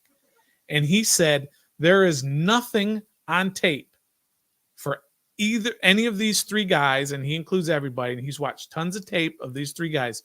Nothing that they did in all those years of playing college football that translates to the NFL. Because it's such a different game in the NFL. And you can't do that. You can't judge these guys on how good they're going to be in the NFL by watching their tape in college. So he's like, I have no idea which of these three guys are going to translate. They all have incredible talent, quarterbacking talent. And we can even say that about Sam Howell. Sam Howell's incredible. He can sling it. He does have a good arm and do all velocity, all that kind of stuff. Right. He's tough. He can get out and run. He uses his legs. He can make all the throws, all that. But what we can't do is we can't get inside his head and how he's processing what's going on in the field. And in college, it's completely different. There are no NFL concepts in the college game, is what Kurt Warner said. So Kurt Warner is saying, you can't judge these guys. You can judge their talent, and you just hope they're going to succeed in the NFL. Yeah. There's a lot that goes into it, and I do think there's a lot of information. As far as Hodge's opinion on it, you take it with a grain of salt. Like you said, Trev, he has every right to his opinion. He is somebody who can be a talent evaluator, who's played at the pro level, who's worked with pro level people. So he kind of understands that, but maybe he doesn't understand it on a level that somebody else does. Colt McCoy is breaking down tape. You got JT O'Sullivan who's breking down tape. Ben Kurt. What's that? Remember Kurt? Ben Kurt from UVA. There's a lot of people who are breaking down tape, and I think that it's okay. There's some great, Mark Bullock is breaking it down. You got Nick from PFF who's breaking it down from PFF Commanders. You've got a lot of people who are breaking it down, and we probably aren't the best three to break down tape, but I tell you what, we still are going to give you our opinion on these QBs. We have the best test. The sniff test is the best. The sniff test, the Stoner sniff test, right? Well, I tell you what, Trev, you might not know this, but Stoner and I decided right beforehand how we were going to present our QB challenge, and so we're gonna just tell people how that's going to work, or our QB breakdown. Okay, we're gonna do a top 8. Okay, we're gonna do March Madness style. And we're gonna have these QBs going up against each other to see how they fall down in the rankings. And that is what we're doing it. Locked on Law, breaking down tape as well. But yeah, we're gonna have a March Madness QB draft style content coming here on Ref the District. We hope that everyone will enjoy that. And yes, you will find out, Ant, what exactly we think about JJ McCarthy, who I will follow up with Tommy's question here. Anyone looking forward to seeing any players at the Combine? JJ is one of the QBs that's going to be actually doing the drills. And I think he has the most to gain. And that's why I'm interested in watching him. Mm-hmm. I've been slowly coming around to the JJ discussion. I'm not saying at 2 right now. Don't get me, on that particular train. That means there's a chance of it could happening, but he said right now. Right now, yeah. Well, right now, JJ's not in the top 3 QB conversation, right? He's somebody who's kind of moving along in this. What I will say is, if you trust the QB evaluators who are QBs, a lot of them are starting to get to JJ's tape and talking about how he has the talent that could translate to it, right? Like we talked about, it's a crapshoot. Kurt Warner saying you never know because the game's not exactly the same.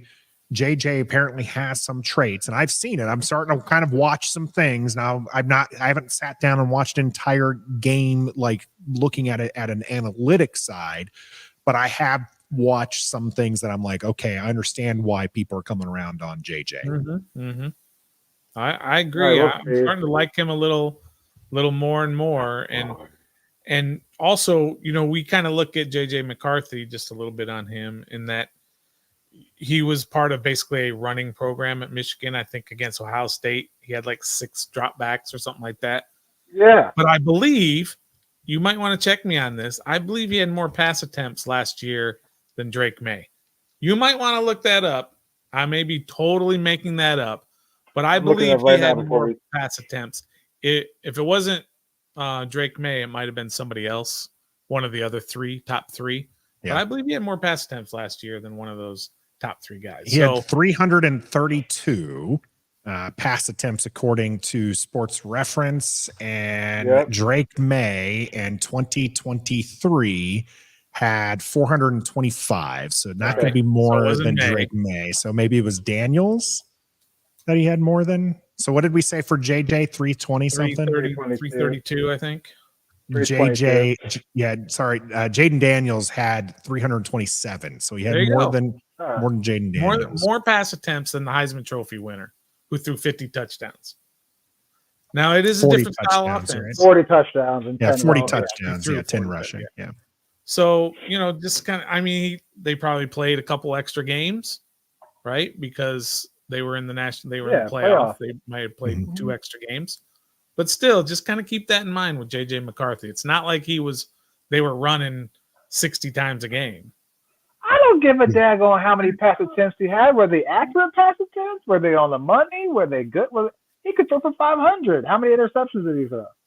He threw 22 touchdowns to 4 interceptions. He does have 3 years of experience. So I know a lot of people are saying that he doesn't have a lot of experience. 713 snaps. It really isn't all that much. But I mean, he's improved each year. He's very young is the thing, right? Like he is one of the younger players in the draft. I think he's younger than Sam Howell.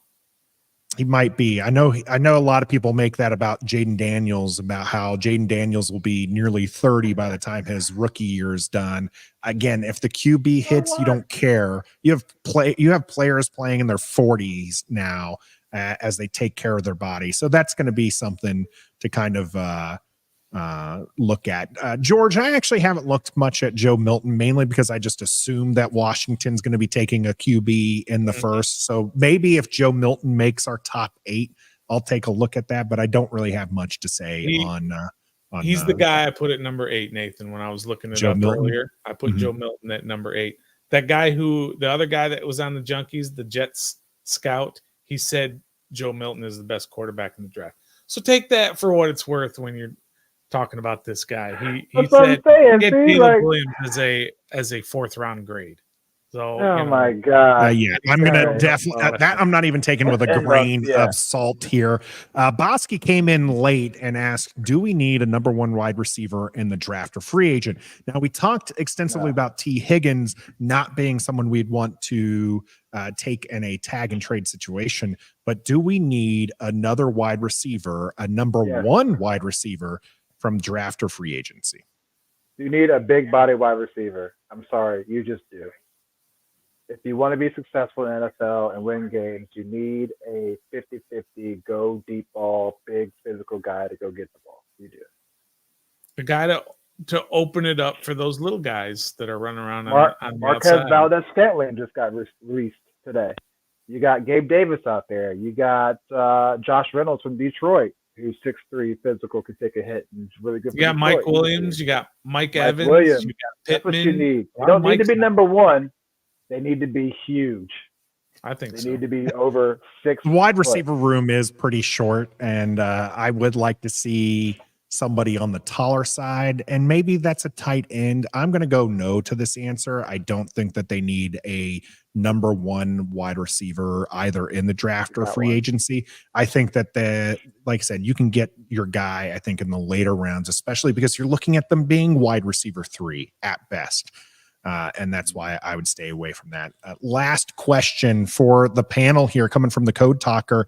How upset would we be if Washington did not draft a quarterback? I'm gonna be real upset. We have the number 2 pick in a quarterback friendly draft. Okay? Outside the top 3 even, there's some quarterbacks in there.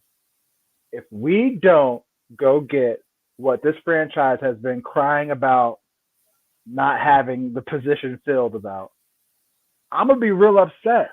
We went and got the ownership, the front office staff, the personnel to evaluate the talent. We have the tools to go make it happen at number 2 with a quarterback-friendly draft. And we're not just doing it because we have number 2 pick. We literally need a quarterback. I will be highly upset, bro, if we do not draft a quarterback. What is? I don't want to go get Russell Wilson. I don't want to go get a bridge quarterback. I'm done with the Kirk Cousins reunion. Nope. You like that? Nope. Nope. I don't like that. He gone. Stay with Justin. He wants you to stay with Justin. I want fresh meat here, bro. Fresh, talented meat, and we're in the position to do it. If we fumble this bag, it doesn't matter who we get in the front office or to run the team at this point, literally, because it's going to be the same thing every year, no matter where we live, where we play, what our uniforms are, team name, staff, all that. We have to draft a quarterback. You're going to lose the city. You're going to lose the fan base if you don't. They're going to call for your head. Day 2 of as soon as the draft is over, they're going to call for your head. If you don't get a quarterback. Yeah, George Baker Mayfield is out there too. No. We are in position to go get a Heisman Trophy winner of this past season, the one from last year, and then was the successor to Sam Howell, who we already have. We have a chance, and then Michael Penix, who played in the playoff, like Bo Nix, who's played for every team in college. Like, we have the time and chance to do that. Make it happen. CJ Stroud made it happen. Bryce Young is still there, even though he didn't look successful, but he's got another chance. You go do that. I'm telling you, this podcast will riot. We will come on here Wednesday and sit just like this. Yes. Do I need to say anything? I mean, Trev encapsulated it perfectly. It's exactly the way I feel about it. I don't need to add anything to that. It's exactly right. Gregory asking if I just said Baker. George suggested Baker in the chat, and so that's why I'm mentioning Baker. I did have Baker as a target last offseason for Washington. I think he acquitted himself very well, and I think that he will continue being somebody's QB1. It should not be here in Washington. Would I be upset was the question from Code Talker if Washington doesn't draft a QB? I would. And while I agree with Locked On Law that drafting for need is an awful strategy, when you're drafting a QB here in the first round, it's not just because of a need right now, but it's a need in the NFL. And often when you're talking about best player available, Your QB needs to be the best player on your team to be successful. Okay. You might have a lights out wide receiver or a pass rusher like Micah Parsons who end up being the best player on their respective team. But you need to identify that there's a QB who will be either the best player on this team or will make this team better in the long run. So it is not just a need. Sometimes that best player available might not be the best player right then for the team, but it's going to be the best player for the franchise. They need a QB in this draft. They cannot afford to punt this one. Everybody has looked at it, and this QB draft is deep. Whereas next season is looking more like it's the Kenny Pickett only goes in the first round type draft. So, yes, I would be upset. And as Gregory mentioned, 144 people here. You better hit that like button. I know we had close to 200 earlier, so hopefully they all hit that one as well. We appreciate everybody jumping on with us here on episode 162. We've went over a lot of fun stuff. Make sure you check out Stone 40. I'm sure we're going to have that posted to our shorts here as well. I'm Nathan Perry. That's the Trev. That's Stoner. We will see you during some of our player focuses later this week, and as we turn inwards, we'll get some of our own free agents being re-signed here on the channel. Of course, we're live every Wednesday, 7:30 here on YouTube, Facebook, and Twitter. And then you can catch us on your favorite audio platform as well. Wherever you are, make sure you let us know, as that helps other people catch us and get more people joining the conversation here. And until next time. You see that, Trev? Did you see me flying down the track? I was moving, boy. I was flying. Be a fan.